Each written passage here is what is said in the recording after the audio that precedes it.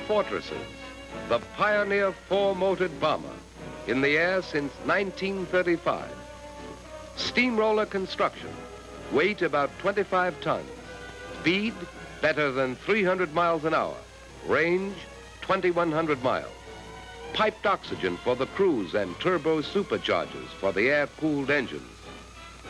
The Norden bomb sight, a bomb release that drops them out in perfect stacked formation. A precision bomber at 30,000 feet and up. A combat plane at any level. The firepower of a dozen or more high-rate 50 caliber machine guns. A bomb load of 3.5 tons. But in the early summer of 1942, the big question was dark. The Fortresses had raked through the Pacific skies from Luzon to Midway. But could they bomb Europe? Could they fly and deliver and get back in broad daylight against the full fury of the enemy? Some of the experts said no. Not enough gunpowder, not enough armor, not enough speed or range or ruggedness. The losses would be too high. Here is a motion picture record of the first all-American flying fortress raid over Europe. The men crowd into the operations hut, under the windsock, traditional as the yellow flag of quarantine. This is the briefing, the final how, where, when, and why of the raid.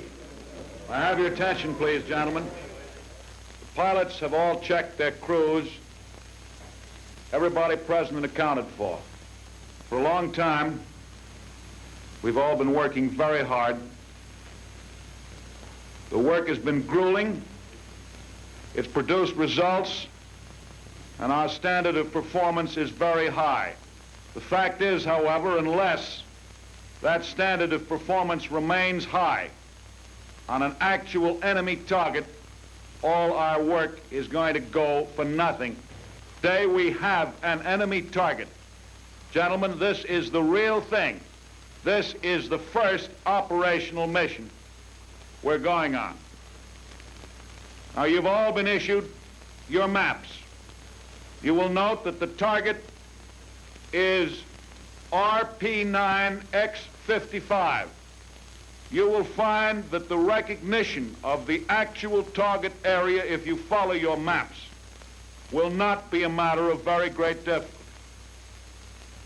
As you come in from the southwest, you pass a range of rather high hills, ending in a knob of rock which sticks up quite a considerable distance. You will note that to the left of the knob as you approach, and not very many miles away, is a lake. You progress past that lake, and you will pick up the area of the town without very much difficulty. Remember, when you approach the town, what your indicated altitude is going to be. Remember that you are not to go below that indicated altitude. Now, as you approach the area, you're going to run into rather heavy concentrations of flak. That flak has to be watched for. You've got to deal with it as you've been taught to deal with it. We have a time check, please. Gentlemen, it is coming up on 45. I shall count the 5. 40, 41, 42, 43, 44, 45. That's all. That's all right.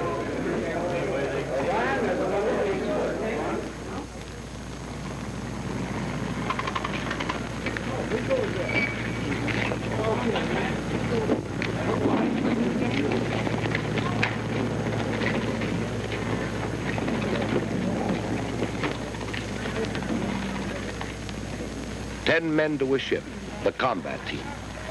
10 men blending together like a good jazz band. Pilot and co-pilot, bombardier, navigator, engineer, radio man, photographer gunner, waist gunner, ball turret gunner, and tail gunner.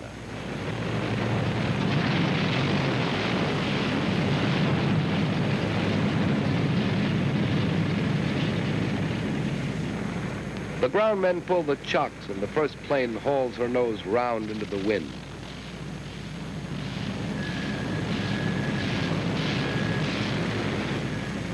The others behind her, following each other like a herd of elephants out of a water hole.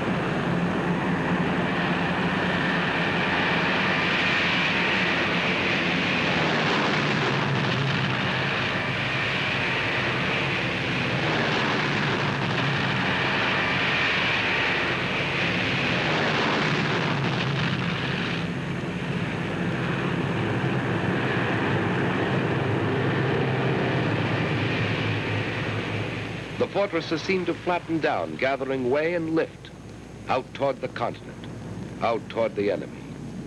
The ground crews watching and hoping. Their half of the job done.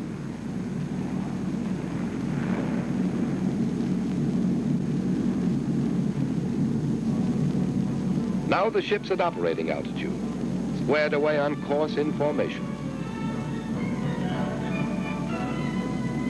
Keeping station, each plane helps to cover the others. Together they make one round, bristling hedgehog of fire. The pale, glimmering English sun and the English fields checkerboarded below. Americans from Massachusetts and Idaho and Kentucky, a long, long way from home. The target is Rouen, the railroad yards. They come in from the northeast in tight formation, very high, invisible from the ground, and make their bombing run as the flak leaps up.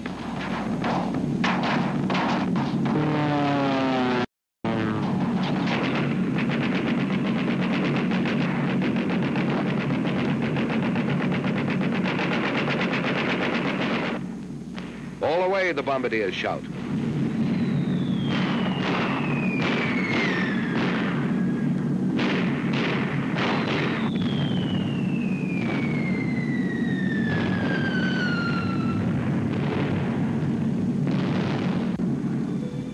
They group in elements of 3 for the run home.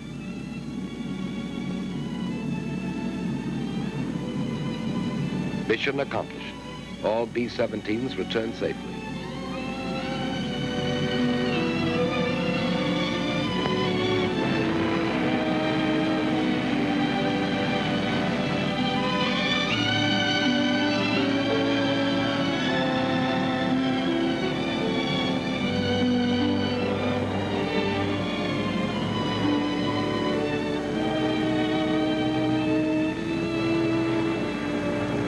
More raids followed. August 19th, 1942. B-17s over Nazi fighter base at Abbeville in support of Dieppe raid. Airdrome and fuel tanks fired. Buildings razed. Return with full complements. Mission accomplished. August 21st, 1942. 11 B-17s without fighter escort attacked over North Sea by 25 Focke-Wulfs 190s. 3 enemy fighters destroyed. 9 more probably destroyed or damaged. 1 fortress pilot killed. Co-pilot wounded. August 27th, September 7th, October 5th. A fortress named Phyllis attacked by 40 Focke-Wulfs, 2 engines out of commission. A 3rd later failed over the channel. 3 shell holes in rudder, 3 more in stabilizers. Controls partly shot away. Landing gear smashed. 200 holes in fuselage, but Phyllis came home. October 10th, more than 500 United Nations planes, 100 or more fortresses bombed locomotive and steel works at Lille. 4 bombers failed to return. American bomber crews credited with at least 48 German planes, probably 38 others, damage to 19 more. Mission accomplished. Mission accomplished. Mission accomplished. In the Philippines, at Midway, in New Guinea, in the Solomons, over France, over Germany, over Italy and North Africa, out over the Pacific and the Indian Ocean, the North Sea and the Mediterranean. America's flying fortresses are blasting new patterns of victory.